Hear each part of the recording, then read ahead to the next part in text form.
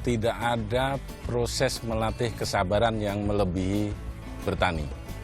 Kenapa? Karena bertani itu tidak ada yang instan.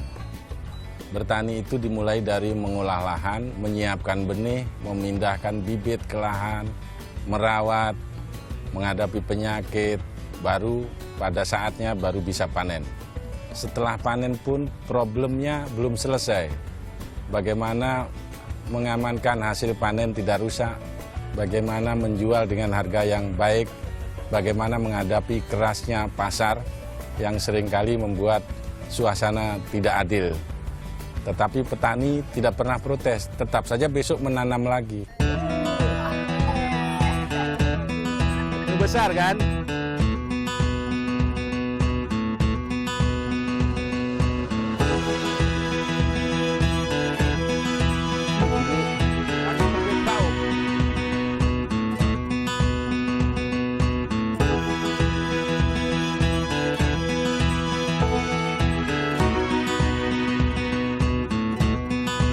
Menjadi petani bagi sebagian kalangan bukanlah pekerjaan yang mentereng. Bersalut tanah, bermandi keringat, dan berkutat dengan pupuk hanya sebagian dari sederet aktivitas yang harus ditekuni. Namun tak ada kata gengsi bagi Amal Al-Ghazali atau akrab disapa Amal. Berawal dari usaha ekspor pupuk, ia lantas menekuni usaha pertanian. Kini, ia mampu mengubah lahan gersang seluas 40 hektar di Cimanggis, Depok menjadi penghasil sayur dan buah untuk wilayah Depok.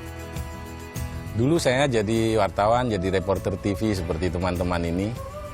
Pensiun, terpaksa pensiun dini, kita percepat. Saya belajar bisnis. Beberapa perusahaan saya pernah bikin, bangkrut, bikin lagi, bangkrut, berusaha lagi. Sampai akhirnya tahun 2000 kami memulai bisnis di pertanian dengan membangun pabrik pupuk hayati atau pupuk biologi.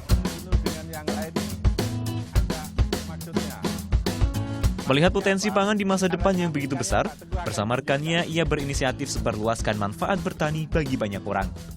Maka, lahirlah Sekolah Tani Urban dari tangan mereka berdua.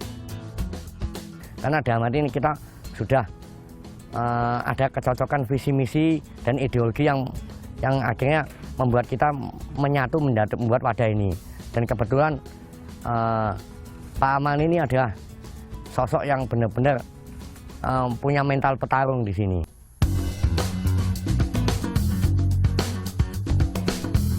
Kini setidaknya ada 42 komoditas sayur, buah, dan bumbu dapur di lahan 40 hektar milik Sekolah Tani Urban. Omset miliaran rupiah mampu diraup per bulan. Di lahan ini pula, teknik bertani harus dihatamkan bagi 25 peserta Sekolah Tani Urban dalam satu kelompoknya.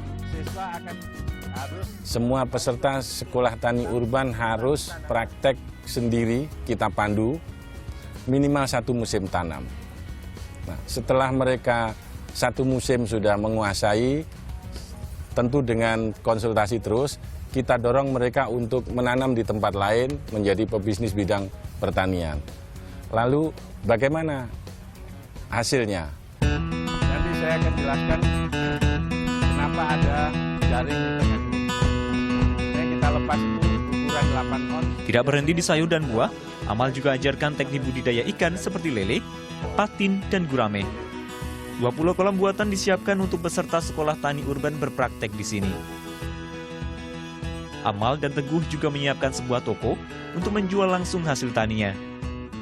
Ini juga berguna untuk memotong rantai hasil panen dan berpengaruh pada harga jual yang lebih murah.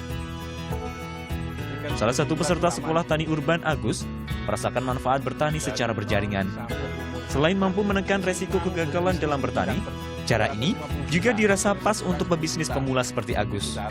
Dengan melihatnya ada pertanian urban ini, kita bisa merasakan bahwa ternyata ini loh cara bertani yang baik. Kita melihat belajar dari bagaimana cara menangani tanaman, bagaimana mengolah, bagaimana berbisnis di awal, sampai bagaimana kita dikenalkan pasarnya itu mau dikemanakan gitu loh. Pada bulan ke-7 di sini. Tidak hanya Agus, semangat berbisnis setelah mengikuti kelas bertani juga dirasakan gadis belia peserta Sekolah Tani Urban.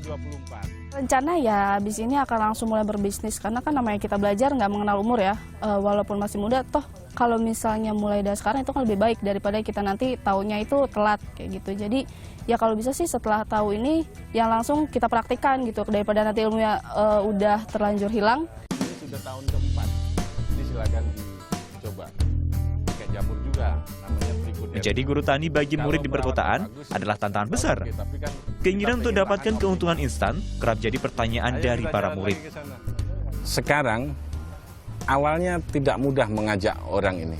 Di otak masyarakat dikira bertani itu ya yang kotor-kotor saja. Padahal lebih 60% masalah pertanian itu di non teknisnya, di bisnisnya. Petani kita lemah di urusan bisnisnya. Nah, dengan sekolah tani ini ternyata animo masyarakat khususnya anak-anak muda di kota ini sangat tinggi. Cara berpikirnya, Keinginan para pendiri sekolah tani urban ini sangat sederhana. Sebarkan sebanyak mungkin semangat bertani kepada kaum muda.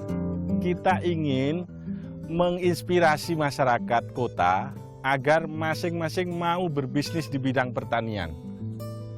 Jadi kalau ikut sekolah tani Maxifam ini, sekolah tani urban, itu bukan menjadi investor, tapi belajar bertani, kita pandu, kita bantu cara menghitung analisa usahanya, kita ajari detail sampai tahu resiko-resiko bisnisnya. Sekolah tani urban hanyalah awal dari mimpi besar, bahwa suatu saat nanti Indonesia tak lagi bergantung pada impor dan bisa memenuhi kebutuhan pangan negeri sendiri. Bertinat Barisa, Luther Hutagaul melaporkan untuk NET.